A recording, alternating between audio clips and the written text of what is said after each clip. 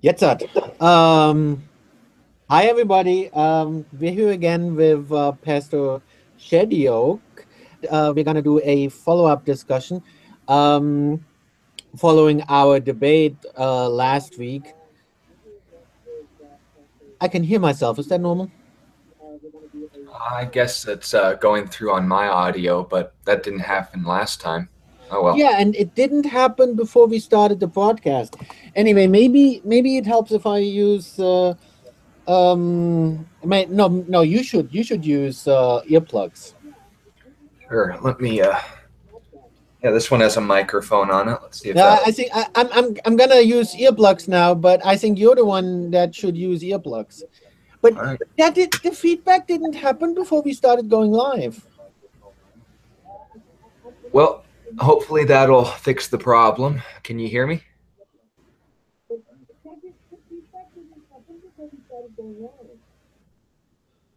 Now I can still hear you, but the question is, can I hear myself? Well, I can hear you through the headphones. I can't hear myself anymore. There's no feedback anymore. Great, so it works. No, there's feedback again. Ah! Okay, I'm gonna use Technology, why do you betray us? All right. So is there now there shouldn't be any feedback anymore, right? Well, let's wait. Yep, sounds good. Okay, I have to say something. Yep, I can have to hear say you, something. and you can hear me. If I can still hear myself. Okay, now I can't hear myself anymore. I think. Can I? No. Oh, I can still hear myself. I'm not getting any feedback on my end. Have a loud. Can you hear me twice, or do you only hear me once? I hear you once. You only hear me once. But I hear me twice. Anyway, okay. Well, fortunately, this is a much lighter format than our last discussion. Yeah, I noticed. No, it's really confusing. I say something, and like half a minute later, I hear what I said again. Well, at least it's not a second later. That can really mess up someone's speech, but we'll just focus on the communication. And since it's not showing No, up no, in the live stream, it's we're not good. working because if it would be at the same time that I'm speaking, but since there is a delay, it really confuses me. There's like 20 seconds delay, and then I hear what I said, and it's really confusing. Well, You gotta have. I mean, this didn't happen before we went live. Why? And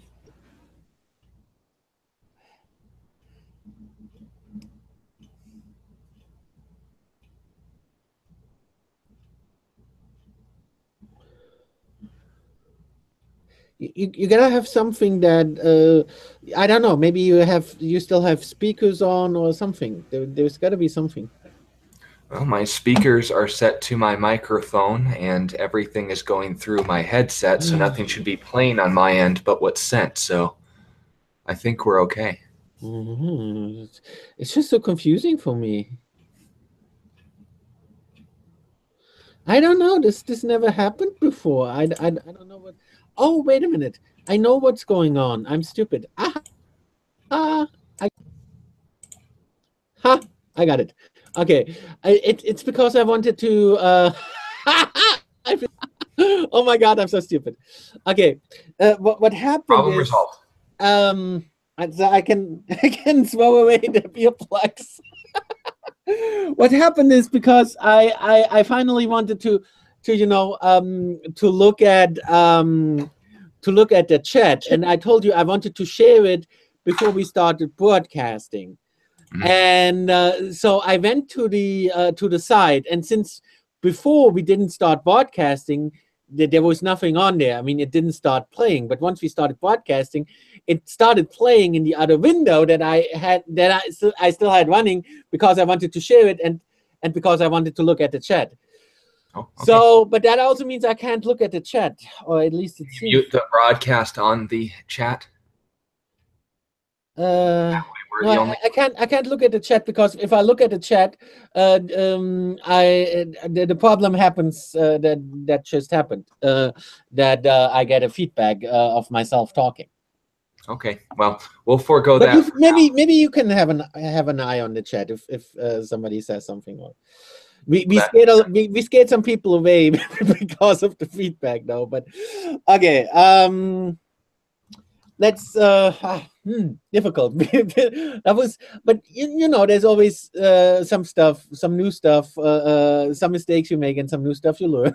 3 minutes in, we have our banter, but now we can get into the topic. The discussion was a follow-up to the Buddhism debate, which remained cordial and friendly, and the focus was in defense of my Buddhism video, and those who were able to listen to the debate can come to conclusions as to whether or not I misrepresented Buddhism. But we were able to have a good discussion within the debate, as we both were able to present our points. And there were 3 topics that you wanted to follow up on that I'm more than happy to go into details about. The first was the difference between karma and sin. I touched on it briefly, and I gave verse citations, but since we have a little bit more of a looser format here, that's going to be something we can actually go into detail about and engage with the listeners, so that we don't end up losing, well, ground with each other and talking past each other for the sake of the topic.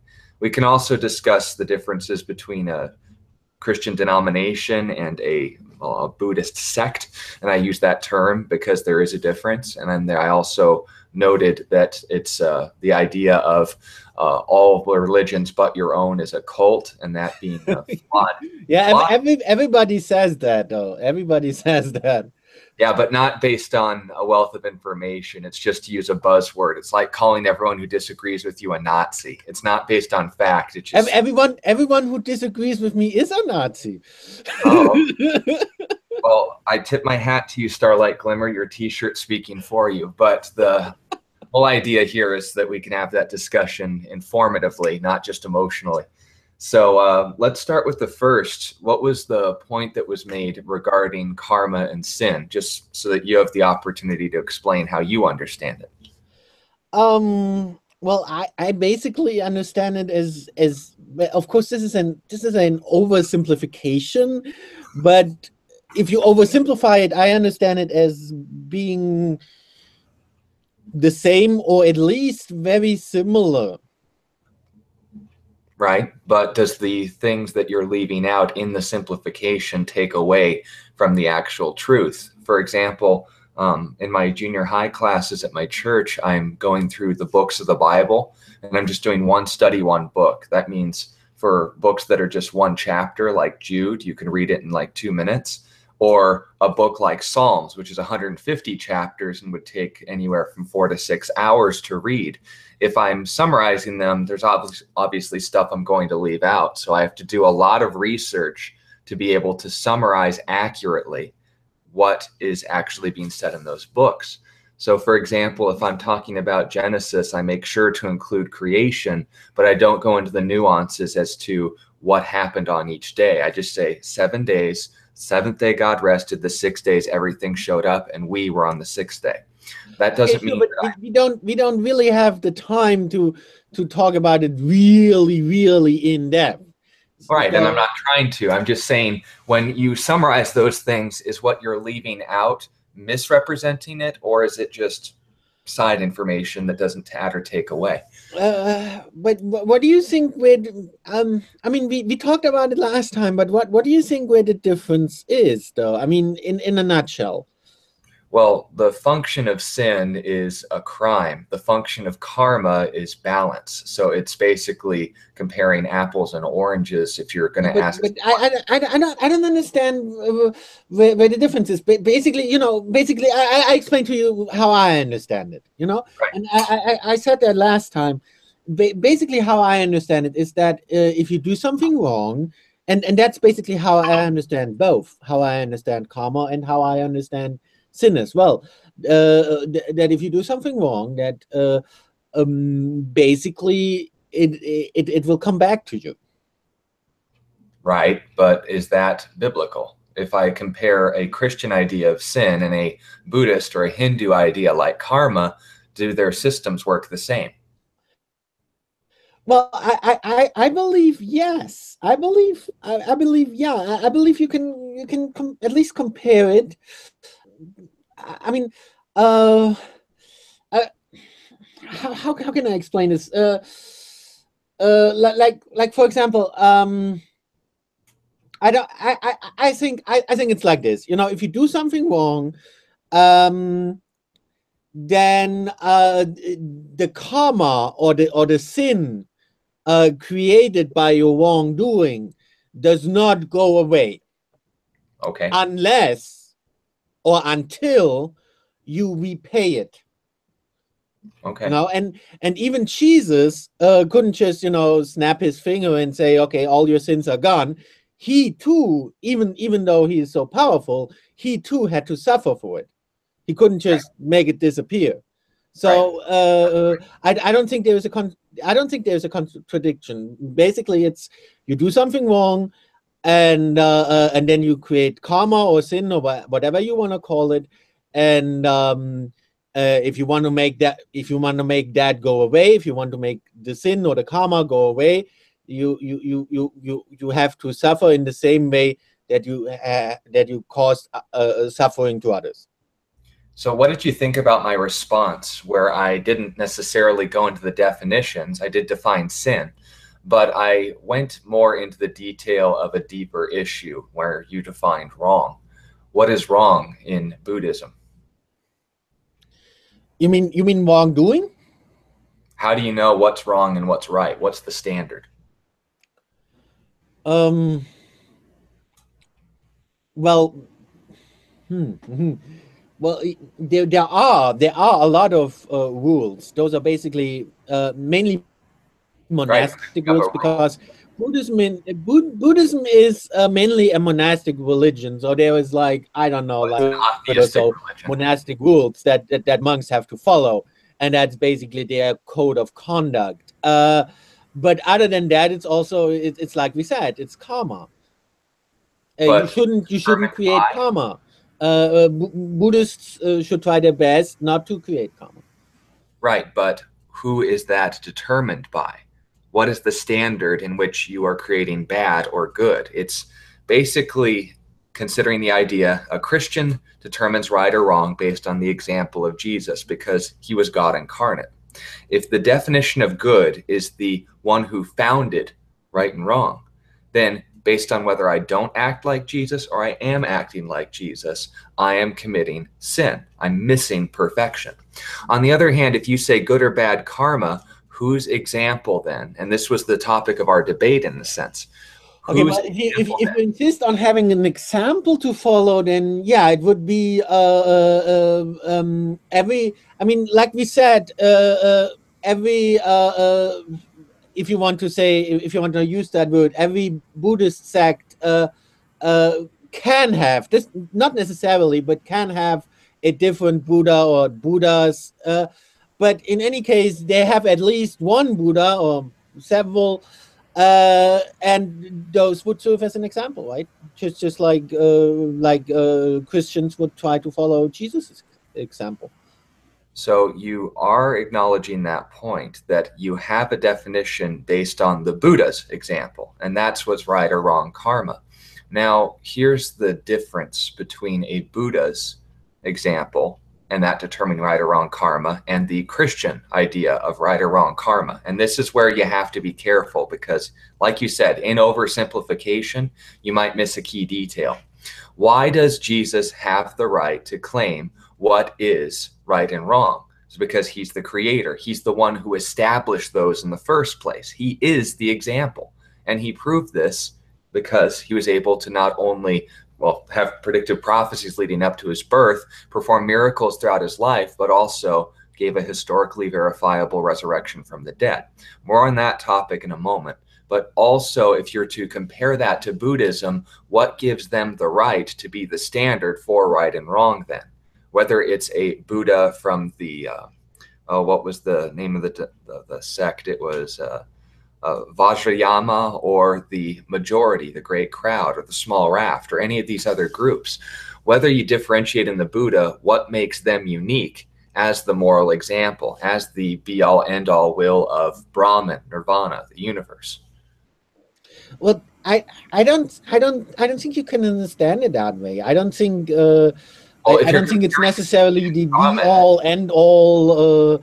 You know, it's not necessarily. I mean, it's kind of difficult to compare the Western concept of a god or the god even with the Eastern concept of a Buddha. It's a little difficult. It's not make that comparison. Maybe it's not entirely wrong, but it's not exactly the same concept, so it's difficult. So you are acknowledging there's a difference, and that's my point, is because the Buddha isn't God, isn't the standard, isn't Nirvana incarnate, he can't claim at all times to be the perfect example of what the universe wants from us, if you were to use that term. If I commit good karma, I'm rebelling against the natural order of the universe, or rather, I'm obeying it. And if I commit bad karma, I'm disobeying the natural order of the universe. So who determines what the will of the universe is? They would claim the Buddha. But what then is the authority that Buddha claims? Well, it's basically self-prescribed. If I'm going to look at Christianity, on the other hand, when Jesus makes himself the foundation of morality, he doesn't just claim it and line it up with other teachings and doctrines. That's what the Eastern concept would affirm. But even more importantly, when Jesus made these moral claims to be the foundation of right and wrong, and ultimately made the claim in John 14 and verses 6 through 7 that I am the way, the truth, and the life. No one comes to the Father except through me. That wasn't a claim from a moral teacher like a Buddha. That was a claim from God himself, and one that he confirmed by demonstrating it firsthand. Now, you can say a lot about Buddha's teachings, whether it's Gautama or Sankara. He wasn't a Buddha, but he was definitely a Hindu scholar. We're talking about a being that's basically taking the authority of God on himself, the right to determine right and wrong. We, on the other hand, as Mark Twain said, in the beginning, God created man in his own image, and ever since then, we've been trying to return the favor. And it's essentially the foundation of that joke that is the real issue in between what we call right and wrong today. We say it's self-determined. I am God. That's the gospel as told by Shirley MacLaine, who adopted a lot of Hindu and Buddhist theology. But the problem is, what gives you the right to do that? Can you confirm that authority with some divine prerogatives, or even some divine prerogatives behind you? She didn't then on the side of the beach say, I am God, and then start walking on the water to prove it, so that the universe was able to submit to her will. She was still bound by its laws. But Jesus, on the other hand, demonstrated a lot more authority than just someone who had a time of enlightenment. Yeah, but actually, well, it's actually very similar. I mean, I'm not saying that you can really, as I said, it's not easy to compare the Western concept of a god or even the creator with the Eastern concept of a Buddha. It's not exactly the same concept. But if you look into the Bible and look at the stories about Jesus and you know, and about the miracles he performed and stuff like that, it's actually very similar to what is in many of the sutras. An example. Well, for example, Bodhidharma. Bodhidharma did something very similar. Bodhidharma is the founder of Zen Buddhism, by the way. So he did something very similar to Jesus. It said that he crossed a river on a stalk of wheat. Something that wouldn't ordinarily, basically something that wouldn't ordinarily float. And that compares to someone walking on water with their bare feet during storm-like conditions? I'd say it's similar, isn't it? I mean, you could say it's similar. Well, here's what's interesting about that. I have this book with me that recently was published. It's called Unmasking the Masquerade. And no, this isn't a plug, but this is written by 3 different people: Rod Robinson, Dr. Toby A. Travis and Adrian Van Vactor. And what's interesting about these individuals is that they're all traveling evangelists and magicians. Now, their talent in using sleight of hand tricks, to make a coin magically appear, what he does is he actually goes to countries where Hinduism and Buddhism, especially those that follow the teachings of Dalai Lama, and all those other people who would essentially claim this divine prerogative. For, Dalai Lama wasn't claiming to be a Buddhist. He claimed he was the incarnation of all gods, including Jesus himself. If you go to the region... Wait, whoa. Whoa, stop here. Where does the Dalai Lama claim that he's an incarnation of Jesus? If you go to the places where he was of influence, you can buy in the gift shops pictures of him and Jesus on the other side. Okay, yeah, great. I can make those too. I can make pictures with him and the devil on the other side. I'm sure the Communist Party has done that already. No.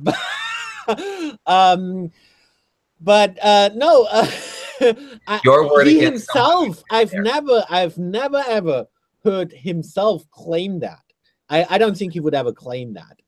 Well, other people might claim that or interpret it that way, but he himself would certainly never claim that. I can get direct quotes from you, but that wasn't the point that was being made.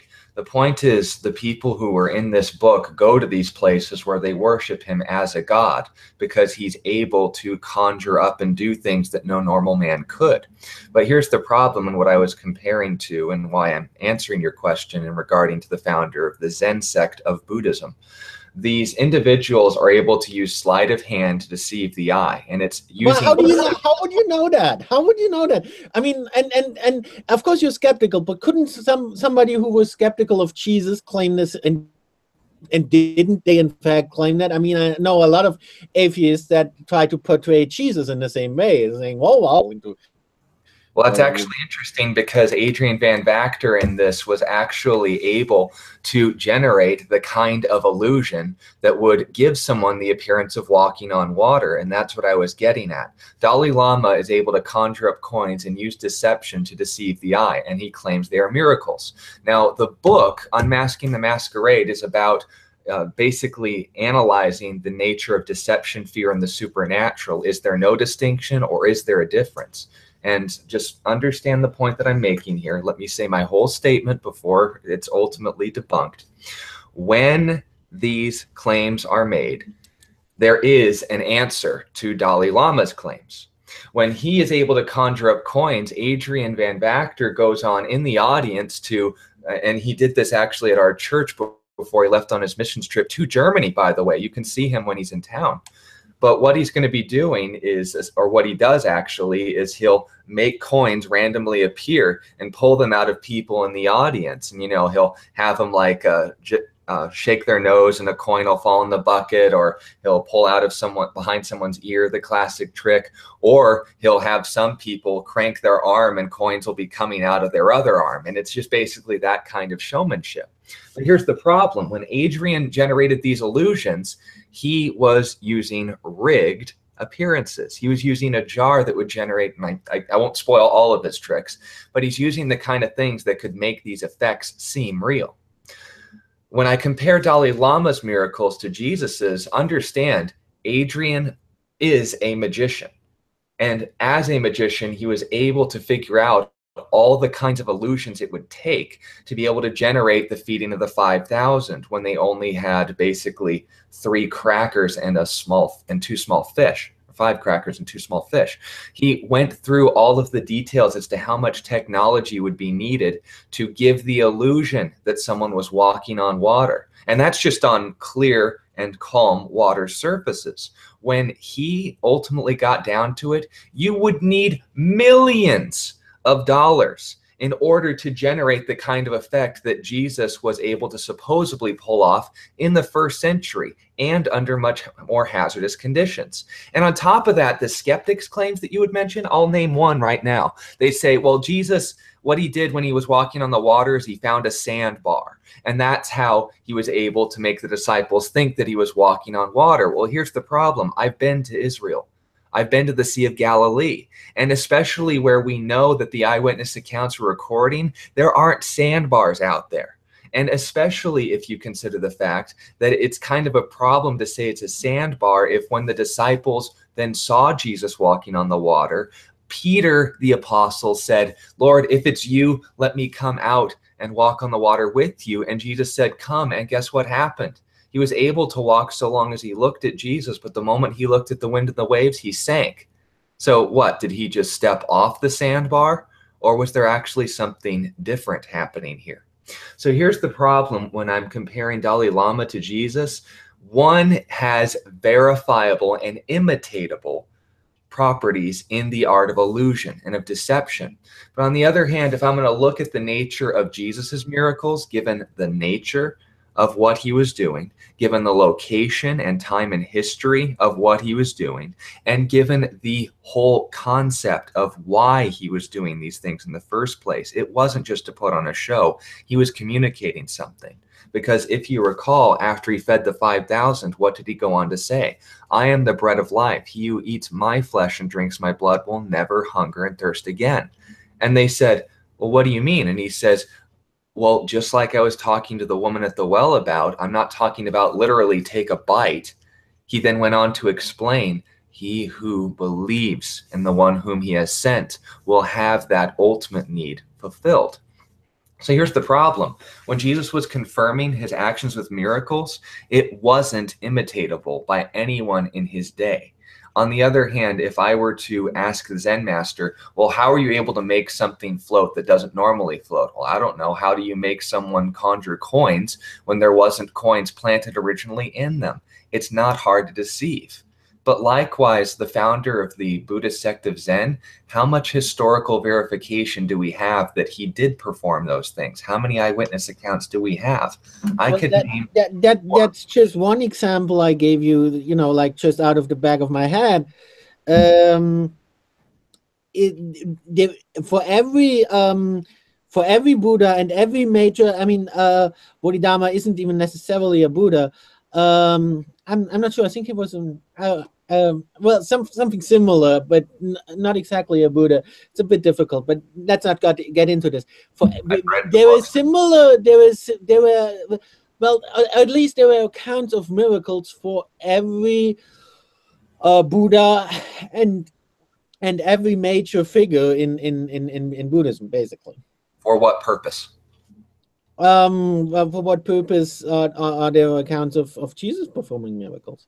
To confirm his ability to not only raise the dead, give life to those who have nothing, and finally to restore life to those who would trust in him. That's what the resurrection was all about. The feeding of the 5,000 was to illustrate his ability to be a provider, and based on the example of miracles that God had done in Israel's history through the prophets Elisha and Moses. Likewise, if you're going to compare these two, understand when the Buddhists were trying to perform these miracles, what long-term message did it ultimately communicate? When Jesus performed these miracles, what long-term message did it ultimately communicate? The Buddhists didn't say, this guy is God. Buddhism is a almost absentia deified religion. It's an omni deified religion. You have to understand something here, because all the time it's like you're in defense mode. No, I can hear myself again. What happened? Oh, this is incredible. Why is it? Is it still that big? Because I definitely closed the window this time, so it can't be me. Anyway, my point. I didn't even want to do the debate. You wanted to do the debate, so I agreed. But this time, my purpose really isn't to do a debate, and it's not supposed to be like, I don't know, a competition, and you don't have to prove Christianity. I mean, of course you do. I mean, that's kind of what you do. But see, what I'm trying to say is that I'm not attacking Christianity. That's not at all what I want to do. So you don't need to defend it all the time, and in the sense that like it would be attacked. I'm not attacking it at all. I'm not against the Christianity at all. So You kind of are when you compare those who are just putting on an entertainment show so they could gain a social climate to the one who verified a resurrection from the dead and saying that they're one and the same. If you discredit Christianity by saying it's no different than Buddhism, you're saying they're both right, therefore both wrong, because both make truth claims that contradict. I didn't say that Christianity is the same as Buddhism. I didn't say that. But in my opinion, I'm kind of open to all religions. I try to be open and tolerant towards all religions. And that's what I'm here to talk to you about, is there is such a thing as truth. Well, is there only one truth though? That kind of leads to what we the next point, kind of like like the next point we wanted to discuss, kind of like many religions say that, oh yeah, only the religion I'm in, that's the only true religion, and all other religions are cults. That's why only my truth is the only true truth. Well, remember, does there necessarily have to be only one truth though? I mean, I don't know. Yes, by definition, there is one answer to a absolute statement. But here's the point that I was making when we started this conversation. What was our first topic? Do you remember? The karma and sin? Yeah, and what was the ultimate point that I brought up not only in the debate, but here? I don't know. Run it by me again. One has a standard that proved it. The other have standards that can fake it. And I used examples of people who go in the field with this sort of stuff. This is bringing us nowhere, because as I said, people, because you don't believe in Buddhism, so you're skeptical towards those claims. You're skeptical towards people other than Jesus performing miracles. But of course, people who don't believe in Christianity, what it believes, would likewise be skeptical. Jesus, I'm not, by the way. I'm not. I believe he did perform those miracles. So you don't have to try and convince me. Well, first, you're not the only one listening, but two, there is a problem if I'm going to say, if I claim that Buddhism is no more true than Christianity because of the truth claims they both make, they're either both right, or they're either one of them is right or both are wrong. Now, here's the real issue here, is when we're talking about this and we're talking about these two ideas being interchangeable, we're ultimately missing the real issue. Is if I present proof and you say, well, that doesn't matter. Well, it's not that the proof is not now somehow invalid, it just means you aren't accepting it. On the other hand, if I claim to be a skeptic of Buddhism, it's not because of a lack of evidence. I have taken the time to read in extensive and excruciating detail, not just Buddhism, but Islam, but Jehovah's Witnesses, but Mormons, but everyone that I would go into a public forum with and say, I don't believe your religion. I've at least taken the time to know what it believes in detail before I talk about it simplistically.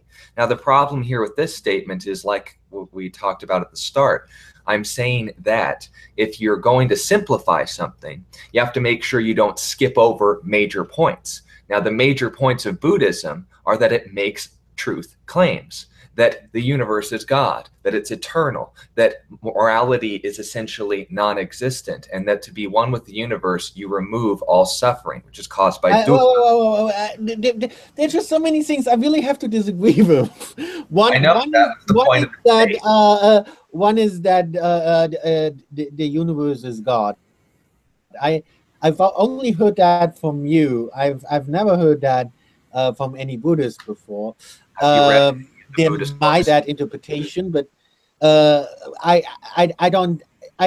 never read that in any of the sutras. There might be something like that somewhere, but it's not a main thing. So, and the other thing is with the universe being infinite. Even Einstein actually said that, but again, that's not some major point in Buddhism, and it's not. you know, as I said, some people might have that interpretation, but actually, I don't think that interpretation is all that wrong. As I said, Einstein actually said that. Einstein famously famously made the statement that there are two things that are infinite, and that's the universe and human ignorance. Although he isn't quite sure about the universe. So actually, personally, I don't think that the universe is infinite. But I don't think it's wrong to say that the universe is infinite, because you know, like Einstein said, man is ignorant. So it's kind of like I don't Do you know. realize that was a satirical It's statement, like right? trying to, you know, the universe is so big, and man's understanding of it is so limited. It's kind of, you know, like trying to explain to an ant how big the galaxy is or something. Well, but that's the most amusing part of this whole conversation is when we end up talking past each other, we're missing the real point. You understand when Einstein said that, he was being satirical. Do you understand as well that when statements are made in history, you have to ask the who, the what, the when, the where, the why, the how? Context is key. And that's something that I actually have to go over with my junior hires every single time, because when they approach the Bible, they're told to it with bits and pieces and from an interpretation that assumes it's wrong before we start.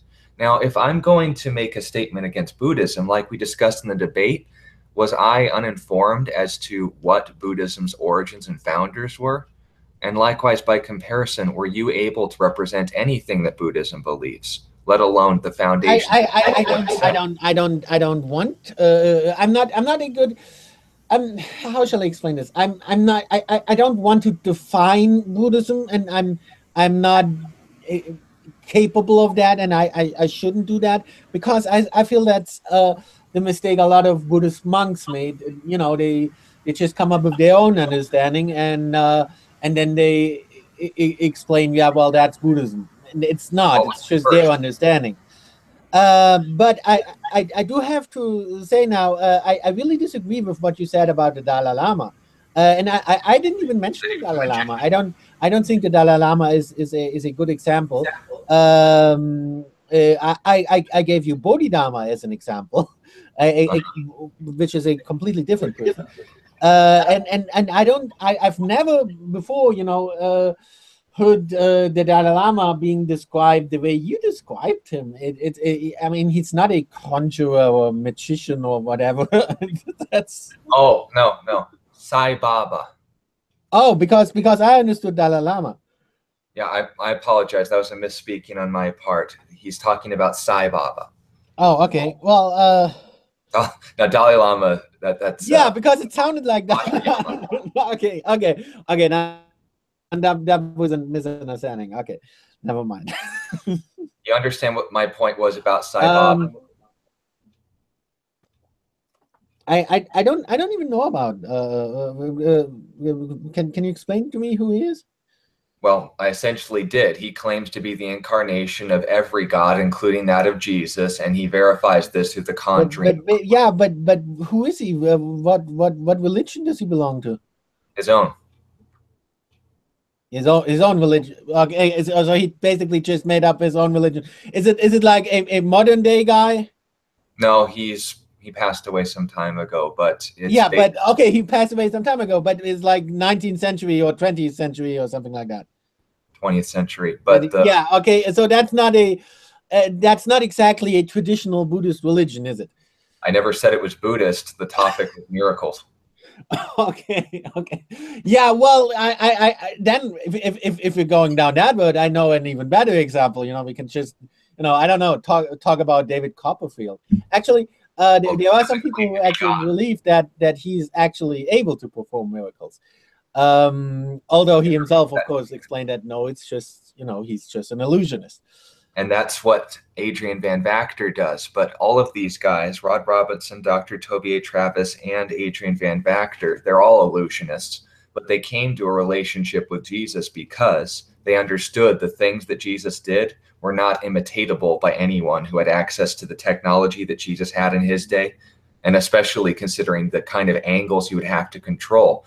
David Copperfield one time made the Statue of Liberty disappear, but that was only to the audience that was watching from the island nearby. If everyone in New York saw the Statue of Liberty disappear, if a satellite image showed the Statue of Liberty, it would still be there. But David Copperfield was able to manipulate the way people were looking at it, so it appeared to have disappeared. When Jesus was able to feed 5,000... Of course it was a trick. But he did make some pretty good tricks, though. I mean, one of his tricks is actually flying over the audience. Mm-hmm. And that requires a control of how they're looking, where they're looking, and ultimately where they aren't looking. But what's interesting about Jesus is, first off, how would he have been able to feed 5,000 people if the disciples from the get-go could not afford 5,000 days' wages or denarius's worth of bread to feed them all but a little? And they were yet all able to walk away glutted. Well, maybe Jesus hid the food where it was on the public forum of a mountain in which I visited. There aren't a lot of clefts and rocks to hide more than a year's supply of food to feed 5,000 people plus women and children. So around 10 to 15 most likely. And likewise, regarding the walking on water and comparing that to the founder of Zen Buddhism, it's not going to be hard for someone to manipulate people's eyes. But when we look at the eyewitness accounts of Jesus's life, even if they were a manipulation, that's a miracle in of itself, because no magician has ever been able to match those kind of miracles to that kind of degree unless something else was at work there. And that's what we would classify as supernatural, is able to perform an illusion that was actually reality, something beyond the norm, like an illusion shows. I don't normally fly over audiences like David Copperfield, right? That's why we would call it unnatural. But we know it is natural because he's just deceiving you for the purpose of entertainment. When Jesus fed the 5,000, when Jesus raised people from the dead, when Jesus cured incurable diseases like leprosy, it was for a specific reason. It was in reference to the book of Leviticus. It was in reference to 2 Kings. It was for the purpose of proving that he was God. Now, Sai Baba, I'm going to say it right this time, Sai Baba makes the claims that he is God and does it through imitatable tricks, that Adrian goes around and proves these people aren't actually performing miracles. And this is the real issue that I want to get down here. My father had a conversation with someone who ultimately made the same claim that you would, that they're basically the most serious cultural taboo is to say that someone else is wrong, that everyone has their truth and that they should all be welcome to believe that. And the only wrong thing you can do is say that you are wrong in what you believe. Now, you may not go that another person is wrong. Right. Now, would you affirm that, or would you not go that extreme? I do believe that there is an objective truth, but okay. I don't go around imposing what I believe to be the objective truth, because that's not an objective truth. What I believe is just what I believe. It's not an objective truth. So it's just my point of view. So I don't go around imposing my point of view on others. I do respect others' views, even if they differ from mine. Okay, well, here was the issue. My father went up to the person and essentially asked them, here's an example of the kind of situation that your worldview would fall apart on. And he said, what if you went, and this is an actual true scenario that is happening in the world today, if you went to this subterranean, not subterranean, but like sub-Saharan African village, where they believe that the way to cure smallpox is by waving a chicken's corpse over someone's head. That is what they sincerely believe, and that has confirmation in voodoo to be the means of curing ailments. Now, by warding off the spirits, the witch doctor waving a chicken over its head, a smallpox infestation, an outbreak has come to the village, and you had the vaccine. Would you impose that vaccine if you knew that waving chickens over people's head was inherently false, and you would save their lives by giving them this vaccine. The person looked at my father dead in the eye and said, I would let the entire village die. It is always wrong to tell someone they are wrong.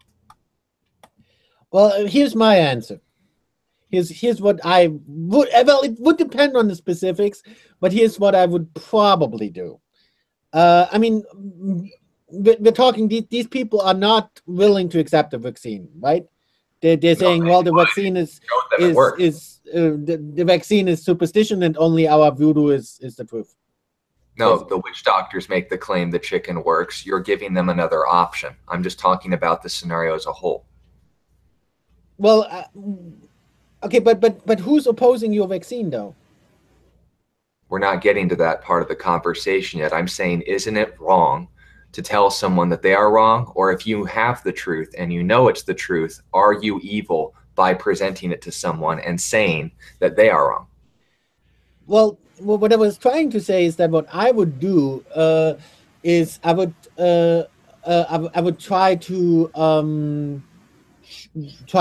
show, not force I wouldn't force the vaccine on anyone, but I would show the vaccine to as many people as possible, to as many people who are willing to look at it and explain to them, well, this is the vaccine, so you can use that if you want to, and in my opinion, it's probably going to be more effective than your chicken Your thingy. opinion, waving chicken isn't going to cure anything. You can try both. I mean, it's not exclusive, right? I mean, they could try the chicken thingy, and then they realize, okay, it's not working, and they could still try the vaccine, right? So there is a truth that the chicken doesn't work. Well, that's probably what we would assume, but in their point of view, that's different. So I would give them the choice so that they can come to their own understanding, come to make their own decision. Would their immune system also believe that waving the chicken works? I don't know. Maybe they believe so strongly in that it somehow helps their immune system. I don't know.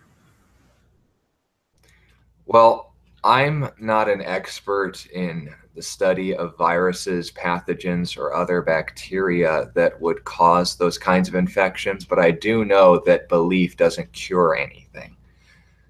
And that only happens in the recent movie, what was it called? Split, where Horde was able to alter his physiology in order to match his multiple personality disorder, but there it was called science fiction for a reason.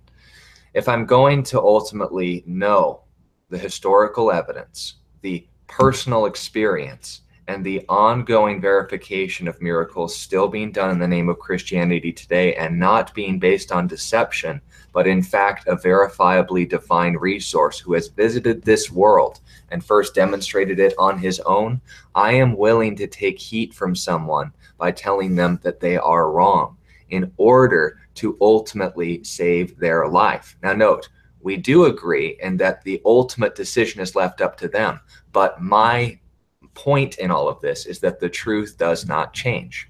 So when I was talking about in my Buddhist video is when you compare the Buddhist claims to the truth, there lies a problem. When we're talking about the idea of Christianity being more true than others, it's not me forcing this. I'm not like creating a dart gun and shooting the vaccine into people. I'm saying this works. And by extension, the chicken doesn't. I'm not talking about your feelings on the matter. I'm talking about your life. And if I don't give you this vaccine, you're going to die. It doesn't matter how you feel about the matter. It doesn't matter what your opinion is on the topic. If you are wrong, you are still wrong. And if I have something that I can know is true, and I'd be happy to put myself to the test on that, and as well be tested by people who would object to it, I will say that this is true, and I'm willing to be tried on the topic. Go ahead. On my German channel, I spoke with several with several Jehovah's Witnesses. I did a live stream as well, and that was actually really difficult to do. That was some of the most that was the most difficult undertaking I I ever had. You know, try and get a Jehovah's Witness in front of a camera. Of course, most of them were former Jehovah's Witnesses, but there was actually was one, or maybe it was even two. I'm not quite sure about the other one, but there was at least one of them who was still a Jehovah's Witness at the time we did the live stream. So yeah, but it was tremendously difficult because they were told not to do that, basically, you know, not to not to, well, they always speak, not supposed to talk with any media, even if it's just a YouTuber. So it was really difficult. But the point is, they said the exact same. they said just the same as what you just said. Did they prove it? Well, they proved it with the Bible. In their way. They proved it with the Watchtower Bible and Tract Society's mistranslation of the text. You can look at Codex Sinaiticus. You can but see, they said that other translations were mistranslations. That their translation was the correct translation, and that their religion basically was the true religions, and all other religions were called. Well, guess what? I have here. Actually, they actually did compare. They did make a very similar comparison to what you made, you know, with the voodoo. That's basically that's how they view it as well. It's if you listen to them, if you accept their truth, which they believe is the objective truth, then they're basically saving you. And if you don't, then you're basically, you know, one of those voodoo people who's gonna die. And what if I'm just injecting you with sugar water? Is that going to help? I can say the vaccine that works, but it's not, is it? but see, my point is that they made the exact same argument as you just did. Allow me to make a statement. For the topic of Jehovah's Witnesses, I actually did one of the first of my apologetic videos, just like with Buddhism, holding the Jehovah's Witnesses to their own standard. I read from their New World Translation, their perfect translation, and then I looked at their organization's history. Now, here's the interesting thing. When they claim to be a prophet of God, Deuteronomy 18:21-22 says that this is the way you know that a true prophet has come. They don't get stuff wrong because God doesn't make mistakes. And when they said that the return of Jesus, which in their theology is the end of the world, it's not in the Bible, but that's how they translate it, they said that it would occur in 1897 and in 1899. And in 1916, and in 1918, and in 1922, and in 1923, and in 1925 twice, and in 1926, and in 1931, and in 1941, and in 1968, and in 1975, and in, well, you get the idea. They fail according to their own criterion, and therefore their religion falls flat. I can confirm from the 3rd, 4th, and 6th century manuscripts, Bibles that go 1,000 years before their organization was founded by Charles Taze Russell in 1879, that they are mistranslating that text from the Greek. Now, they can receive this information and reject it, but it doesn't change the fact that they are misrepresenting the scripture because of proof. It doesn't change the fact that they are lying when they say that their organization is a prophet, because they can't even hold themselves to their own book standards. I read from their own translation. And when we're ultimately talking about this regarding Buddhism, when we're talking about this regarding Christianity, it's one thing to say something, it's another thing to prove it. Why do I take the Buddhist word for it? I can't, because they didn't provide any objective evidence for that. But on the other hand, if I'm going to look at Christianity, I look at Jesus Christ, not on the Pope, not in Martin Luther, not at my local pastor at my fellowship is the only one who's getting it right. But whoa. That was actually my original point, and that was my main point. Actually, was pretty much my only point, at least originally, is that you get out any sutra and quote directly from any sutra. You just, you know, gotten some book from some monk, you know, who misquoted and misinterpreted. I mean, not necessarily misinterpreted, but it was his his view. It wasn't, you didn't do exactly what you just said. You didn't get out the Bible, so to speak, and quote directly from the Bible. Instead, you quoted from Martin Luther or whoever.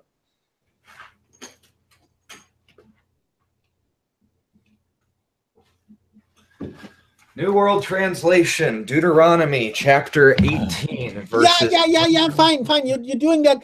You're doing that for the Jehovah's Witnesses, but you didn't. You still haven't done that for Buddhism. You have no sutras in your home. You can't quote from any of them. You haven't done that for Buddhism.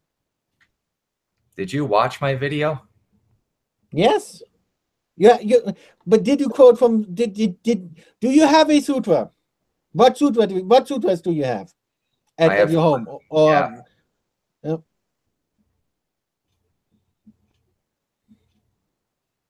I have them on PDF. Okay, which ones?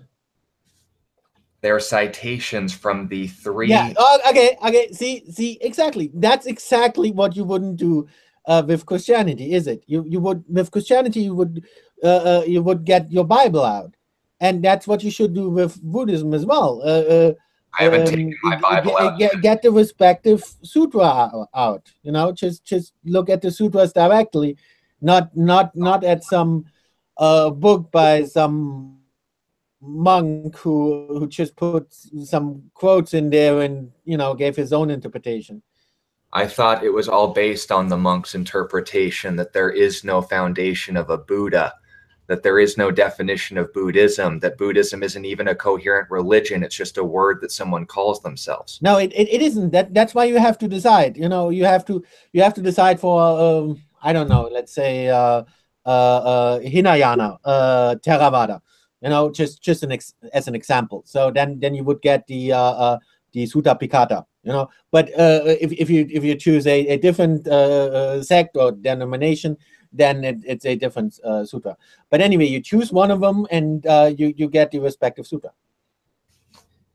And this brings me to my last and final point, that everyone's belief is just a cult, and that's different from mine. Do you know what a cult is? We had that discussion last time, but give me your definition. Listen then either. A cult is based on the term culture. It's a belief that centers itself around its own teachings. Now, if I claim to be a cult in a negative sense, I'm making a truth claim based on my own authority. And that's a logical fallacy if it's only based on what I say. If my claims in Buddhism were misguided, show me in the Sutra where these individuals, two of which were Buddhists themselves, misrepresented their own belief, where the Christian historians who weren't Christians at the time were presenting these Buddhist information and not refuted by any Buddhists, were ultimately putting forward these beliefs. When I make a claim that Christianity is true, I'm not basing it on the fact that everyone is wrong. It's the only one that presents information and verifying itself as right. And I'm getting frustrated in these conversations because it ultimately comes back to this. That's your truth. That's his truth. That's my truth. Do you understand that I am an actual human being right now? Maybe that's your opinion. Maybe that I'm just a computer-generated illustration to represent the emotions of someone like-minded than you, but disagrees. Maybe this internet connection is faulty. How do you know?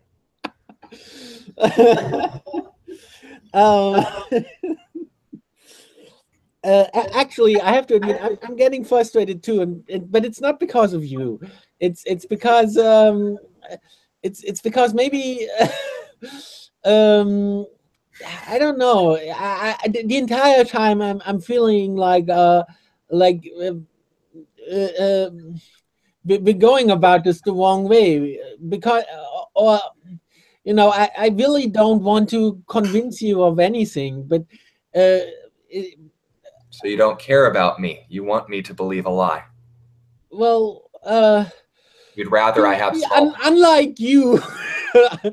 Unlike you, I don't believe how shall I explain this? It's well, I don't. I let's put it this way.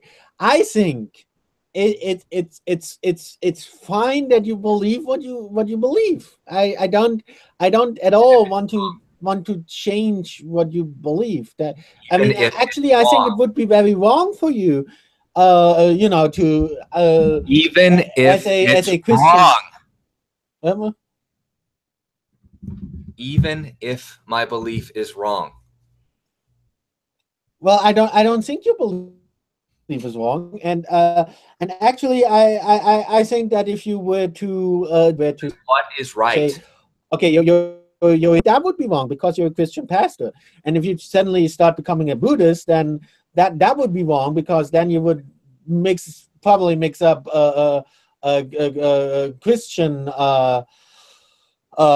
principles with Buddhist principles, and probably end up creating your own religion, like that guy you mentioned earlier, the whatever his name is. Who determines the difference between Christian principles and Buddhist principles? I thought they were similar, if not the same. Whoa. That was I didn't say that. I said that when we were talking about karma and sin. I didn't say that in general. What's the difference? The foundation of Christianity is what you're doing with your sin. The foundation of Buddhism is what you're doing with your karma. If the two are one and the same, then the religions are the same. No, I didn't say that. I didn't. I said that the way I understand it, karma and sin are similar, or maybe even identical. But that's an oversimplification. But that was only in regard to that one concept. It wasn't. In regard to all the concepts, because that's not the only concept. Where are your definitions coming from? Can you quote me from the Sutra where it says that this is a confirmation of what will one day be known as Christianity? What? You understand how stupid that is? You've lost me. Join the club. Okay, maybe we should stop at this point. I mean, not with the conversation, but just no, I'm done. With the religious debate.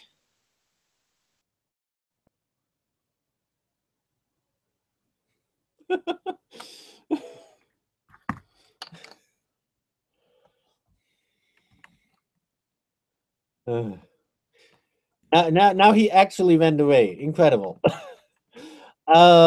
Even though I said not with, well, anyway, there's actually a lot of stuff I wanted to talk with him. A lot of stuff I wanted to talk about with him, and actually I didn't want to talk about religious aspects as much, or actually not at all. Well, maybe a little, but not as much. Definitely not as much. And I didn't want to try and convince him of anything. But each time he tries to basically try and convince me, even though there is, I don't really disagree with him. I just disagree with his methods. Because he keeps on talking and talking and talking, and that's fine. I mean, that's what he's supposed to do as a pastor. He's supposed to preach Christianity, and that's fine. But I also wanted to talk about other things with him, but he just keeps on talking, and the moment I try to not end the conversation, but end the discussion about religion, and try to talk about other topics, he hangs up on me.